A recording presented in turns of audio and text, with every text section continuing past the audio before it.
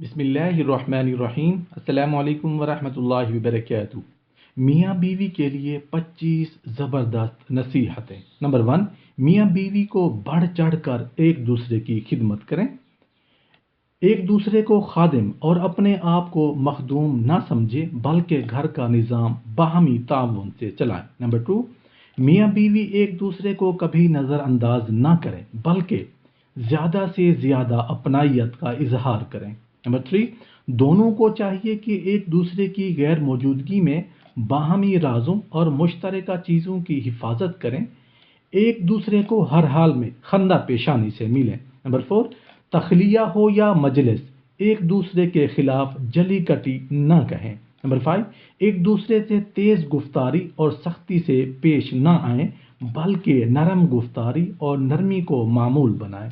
Number 6، ایک دوسرے کی بات ماننے میں ایک دوسرے پر سبقت لے جانے کی کوشش کریں۔ نمبر 7، ایک دوسرے کے لیے ایثار اور قربانی کو معمول بنایا جائے۔ نمبر 8، نکتہ چینی یا بدخوئی اور خردہ گیری سے اجتناب کیا جائے۔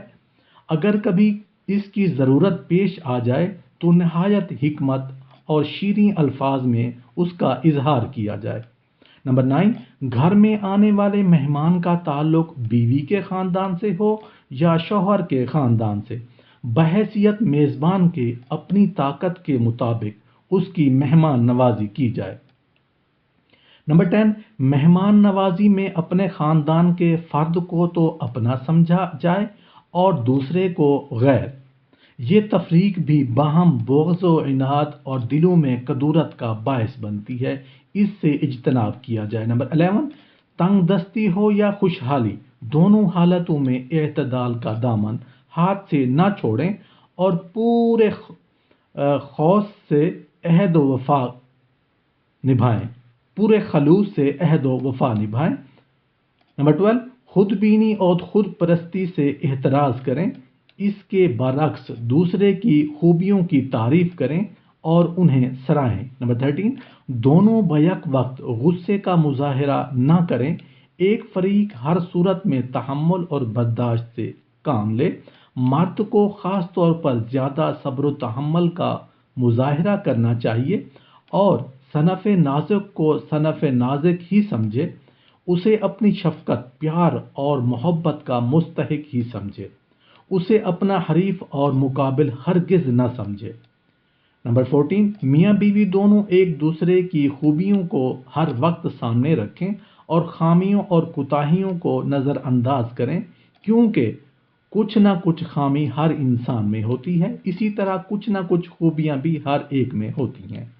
اگر نظر خوبیوں پر رہے تو خامیوں کو نظر انداز کرنا آسان ہو جاتا ہے۔ نمبر 15، پچھلی غلطیاں دہرائی جائیں نہ وہ یاد دلائی جائیں، بلکہ ان کو فراموش کر دیا جائے۔ ہر فریق دوسرے کی جائز خواہش اور فطری جذبات کا احترام کرے، انہیں مجروح نہ کرے۔ نمبر 16، کوئی ناراضی والی بات ہو جائے تو اسے بڑھنے نہ دیں، بلکہ اولین فرصت میں اسے ختم کر لیا جائے۔ چنگاری کو شعلہ بننے میں دیر نہیں لگتی، عقل مندی یہی ہے کہ چنگاری کو شعلہ نہ بننے دیا جائے، ورنہ ہنستا بستا گھر اجڑ سکتا ہے، ایک خوش نما باغ خزاں میں تبدیل ہو سکتا ہے اور ایک نعمت کدہ جہنم کدہ بن سکتا ہے۔ نمبر 17، مرد بالا دست، قوام اور زیادہ قوت والا، ہمت والا ہے، اس لیے اسے عورت کے مقابلے میں زیادہ بردباری، صبر اور قوت و برداشت کا مظاہرہ کرنا چاہیے۔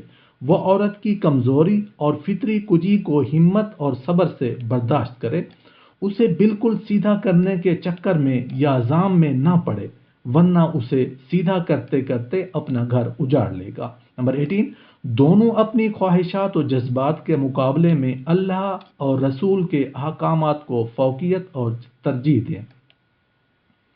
نمبر 19، گھر میں اور گھر سے باہر شرعی پابندیوں کا اہتمام کریں۔ نمبر 20، ساس آنے والی بہو کو اپنی بیٹی سمجھے، بیٹی کی طرح اسے پیار کرے اور بیٹی کی طرح ہی اسے سارا معاملہ کرے۔ 21، بہو اپنی ساس کو اپنی ماں سمجھے، ماں کی طرح اس کا ادب و احترام کرے اور بیٹی بن کر گھر کے سارے کام کاج میں بڑھ چڑھ کر حصہ لے۔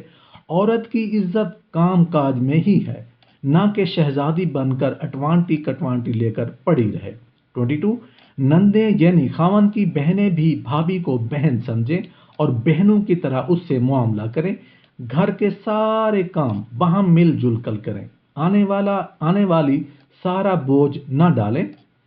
ان کو سمجھ لینا چاہیے کہ گھر کا سکون باہم پیار و محبت میں ہے، نہ کہ باہم رقابت اور لگائی بجھائی میں۔ 23 زبان کی حفاظت کریں اور پہلے تولیں پھر بولیں کے مقولے کو ہر وقت سامنے رکھیں، اور یہ بھی یاد رکھیں کہ تلوار کے زخم مندمل ہو جاتے ہیں لیکن زبان کے زخم نہایت خطرناک ہوتے ہیں۔ یہ پہلے دل کو گھائل کرتے ہیں اور پھر گھر کی بربادی اور اولاد کی تباہی کے شکل اختیار کر لیتے ہیں۔ 24 مرد نہایت غصے اور کشیدگی کے عالم میں بھی طلاق کا لفظ زبان پر نہ لائے، اور اسی طرح عورت بھی خاوند سے طلاق کا مطالبہ کرے نہ طلاق لینے والا رویہ اختیار کرے۔ دونوں ہر حالت میں عقد نکاح کو نبھانے کی کوشش کریں۔ 25 خاص طور پر صاحب اولاد ہونے کی صورت میں بھی ایک دوسرے سے علیحدگی کا نہ سوچیں۔ علیحدگی کی صورت میں دونوں کا گھر ہی نہیں اجڑے گا، اولاد کا مستقبل بھی برباد ہو جائے گا۔ ان غنچوں کو بن کھلے ہی نہ مرجھا دیں، بلکہ دونوں مل کر ان کی حفاظت اور تربیت کریں تاکہ وہ ثمردار درخت بن کر ان کے لیے گھنی چھاؤں کا کام بھی دیں اور ان کے لیے عصائے پیری بھی بنے۔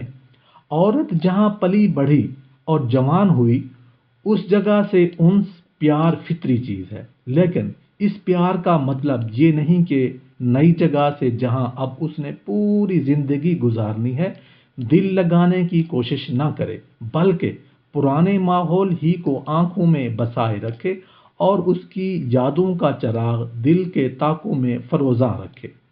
اب ماحول بھی نیا ہے، لوگ بھی نئے ہیں، ان کی تمنائیں اور خواہشیں بھی جو نئی نویلی دلہن سے وابستہ ہیں۔ اب کامیابی کا راز یہی ہے کہ وہ اپنے آپ کو اس ماحول میں ڈھالے، بشرطے کہ وہ شریعت سے متجاوز نہ ہوں، ان کی آرزوؤں اور تمناؤں پر اترنے کی پوری کوشش کرے۔ یا اللہ پاک، ہم مانتے ہیں ہم گناہگار ہیں، کمزور ہیں۔ یا اللہ تو بہت غفور و رحیم ہے، بڑی شان والا ہے، بڑے مقام والا ہے، دلوں کے حال کو جانتا ہے۔ یا اللہ جتنے مسلمان بہنیں بھائی کسی ناراضگی کی وجہ سے اپنے دلوں میں قدورتیں لیے بیٹھے ہیں، یا اللہ ان کی ناراضگیوں کو محبت میں بدل دے۔ بے شک تو ہی دلوں کو موڑنے والا ہے، تو ہی نفرتوں کو محبت میں بدل سکتا ہے۔ بے شک، آمین یا رب العالمین۔